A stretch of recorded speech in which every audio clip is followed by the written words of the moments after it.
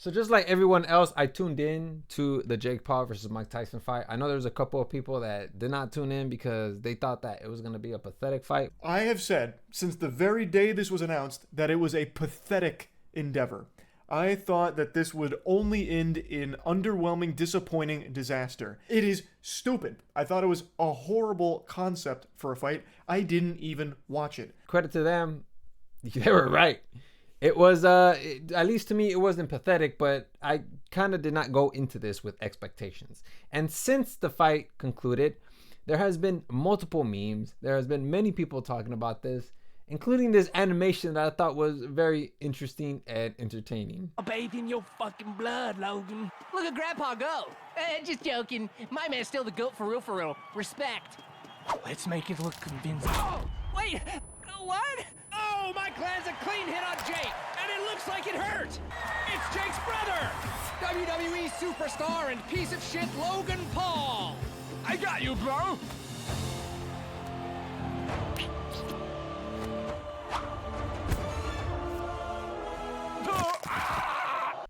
What?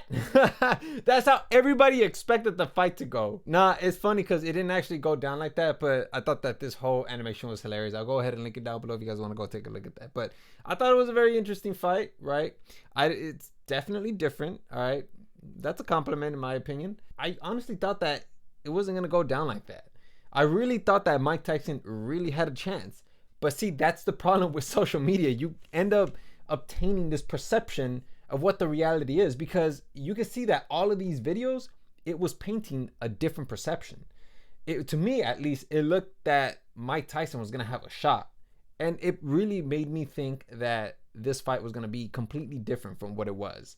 Now, people could sit there and say, oh, well, you know, he's old and he's all... No. That's not the point. The point that I'm trying to make is that social media can warp your reality into a fantasy. And we know that this is the absolute case because Drake ended up placing a bet on Mike Tyson. $355,000. And of course, Conor McGregor also placed a bet, which his bet was 1 million, double the bet. I don't know what this means, but he posted it on X and it reads here, which has since been deleted. Drake fell victim to the perceptions of social media. Anybody could have looked at those videos and said, damn, hey, you know what? Mike Tyson still got it. This is like a great example of the context effect, you know, because constantly we're seeing images and video of Mike Tyson, you know, being this beast. Like, for instance, in the Hangover movies, like Ed Helm, you know, when he first meets Mike Tyson, it may be innocuous, but when he punches him and he's like, you know, he still got it, like that puts a perception in people, you know. It doesn't help too that so many people were glazing Mike Tyson. They're all like, yeah, no, he's still a beast. Like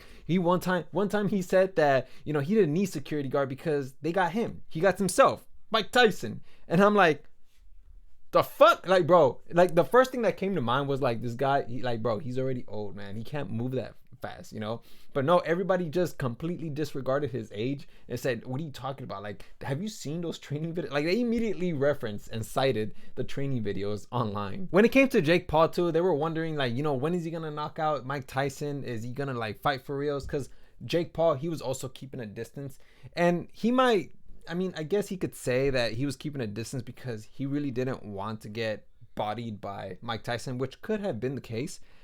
But from what I was observing, it seemed to me more that he didn't want to wail on Mike Tyson, because that would look exceptionally terrible. Imagine you have this young fighter who's exceptionally rich. He's you know, in his prime, just wailing on a guy who is way past his prime.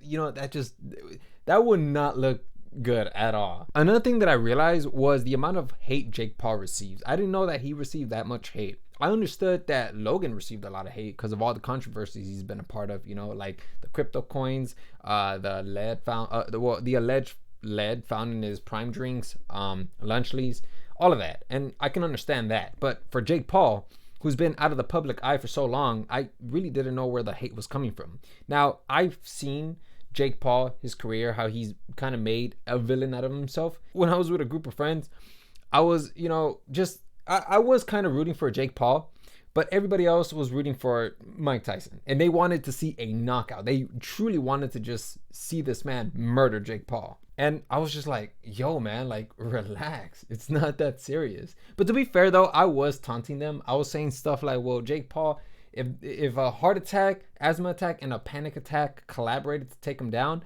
he would dodge all their attacks. Like, I was just saying stuff like that, you know? So, yeah, I can imagine that would kind of rile them up. But when it got to round 5, it's almost as if they just got news that, you know, their pet goldfish died or something. It was serious. Nobody wanted to say anything, so I had to stay quiet. And I just find it exceptionally interesting how the Mike Tyson fans in my group, in my friend group, they were all glazing him. And then after the event, because obviously it was a sad event, you know, it just, it was like whatever.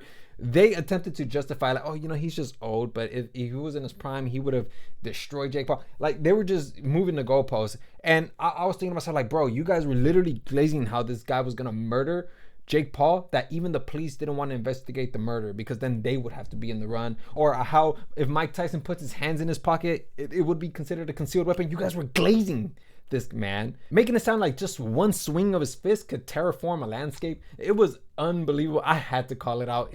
I'm not gonna lie, I had a lot of fun because, like, when I go up against people that just have the same mentality, it's great for me. But you know, it was sad for them, which I also empathize. You know, I didn't go all out. I wasn't trying to rub it in their face, but to me, it was just funny though, how like they were just attempting to move the goalposts and trying to justify all of the actions. But again, guys, I just wanted to just go ahead and give my thoughts on that. I thought it was pretty interesting. Also, I do want to go ahead and say that Amanda Serrano, who was also another fighter, she got robbed. That was unbelievable. That was such a stupid decision. I can't even fucking comprehend that. These are the stats here.